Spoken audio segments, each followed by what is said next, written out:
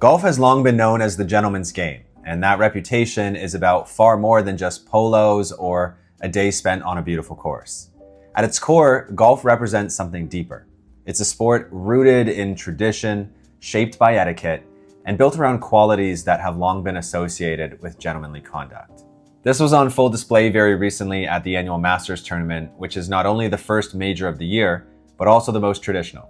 In a world that's become increasingly casual, fast-paced, and often lacking in decorum, golf still asks men to carry themselves in a certain way, which is refreshing. I've been golfing since I was a child, and I actually went to golf camp each year, and you learn almost immediately that golf is much more than just a sport.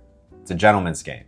So in this video, I want to take a look at how golf evolved into the sport that we all know today, give 5 reasons as why it still stands as the ultimate gentleman's game, and take a look at what a modern gentleman can learn from it. Let's dive into it.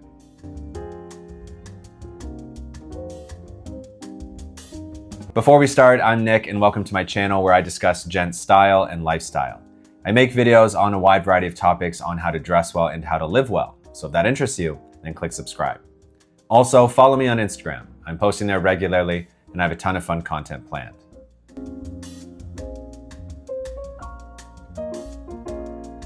If we want to understand why golf has carried this gentlemanly reputation for so long, it helps to look at where golf actually came from. Golf's roots are in Scotland, and by the 15th century, people were already playing it in St. Andrews, which is home to the world's oldest course.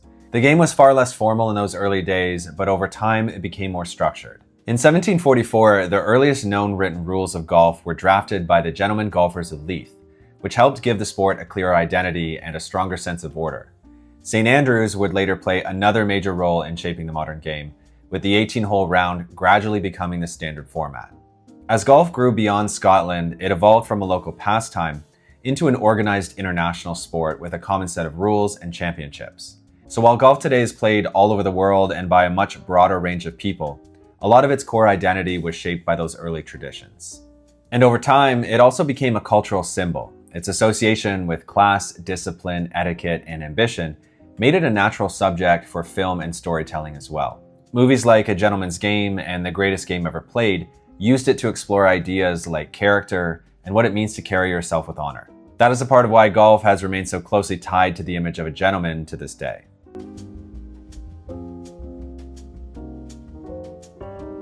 So let's dive into the 5 reasons as to why golf is the ultimate gentleman's game.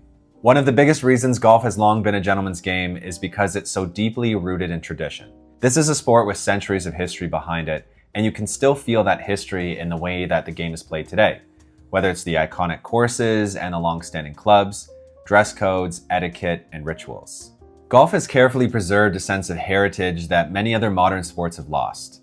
You can see this most clearly at the Masters. From the green jacket to the Champions Dinner, to the honorary starters, and even the fact that spectators are called patrons. The entire event feels built around legacy and reverence for the game. And I think that matters because tradition gives a certain weight and character. It reminds you that you're stepping into something bigger than yourself, something that has been shaped over generations. And a gentleman appreciates that. He understands the value of standards and customs. Golf doesn't just ask you to play well, it asks you to respect the game, its history, and to carry yourself in a way that reflects that tradition. That is a big part of what gives golf its timeless, gentlemanly identity. Another reason golf has long been seen as the ultimate gentleman's game is because style has always been a part of its identity. Golf is not a sport where presentation is treated as meaningless or superficial. Instead, for generations, the game has carried an expectation that men should show up looking appropriate and put together. And that's a part of what gives golf its distinct atmosphere. Men show up in classic polos, knitwear, tailored trousers, caps, and refined outerwear. Just look at some of the best-dressed golfers the game has ever produced. Arnold Palmer with his timeless polish, Payne Stewart with his iconic vintage-inspired looks, or Adam Scott with his modern tailored style. Golf has long understood that clothing helps set the tone. And a gentleman understands this and maintains these standards. It's preserved that idea in a way very few sports still do, and that is a big part of why it continues to feel so closely tied to gentlemanly culture. Reason number 3 is that it teaches etiquette in a very real way. Core to the game is your conduct on the course and around other people. Over the years, there have been several behaviors that have been developed to uphold the standards of the game. For example, you're expected to stay quiet during someone's swing, keep pace, respect the course, repair divots, rake bunkers, and carry yourself with a certain level of consideration and respect. Even the simple act of shaking hands at the end of a round reinforces that sense of sportsmanship and respect. And I think that's a part of what makes golf so gentlemanly. It reminds men that manners are not pointless formalities. They are what make shared spaces more civil and enjoyable. Golf teaches that how you behave matters, and that's a lesson that many modern men could stand to relearn. Golf also stands out as a gentleman's game because of the kind of camaraderie it creates between men. It's competitive, but it's not chaotic. It's social, but not loud. A round of golf gives men hours together outdoors, talking, joking, competing, and learning about one another in a way that feels natural. And that's part of the appeal. It creates the kind of male bonding that's becoming so rare today. There is structure to it and ritual, and there's also room for mentorship, for banter, and for genuine connection.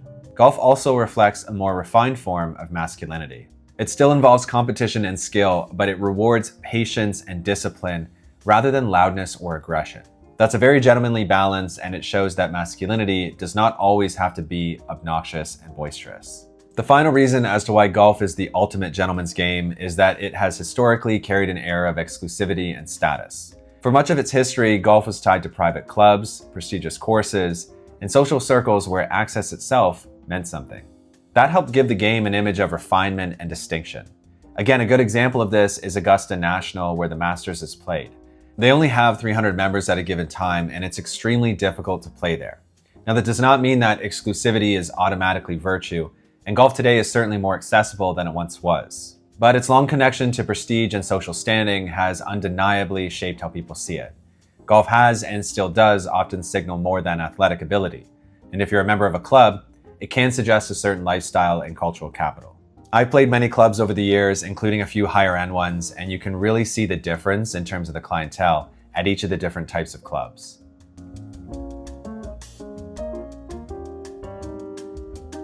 Beyond its history, traditions, and image, golf culture still is something practical to offer men today, because at its best, golf isn't just about the sport.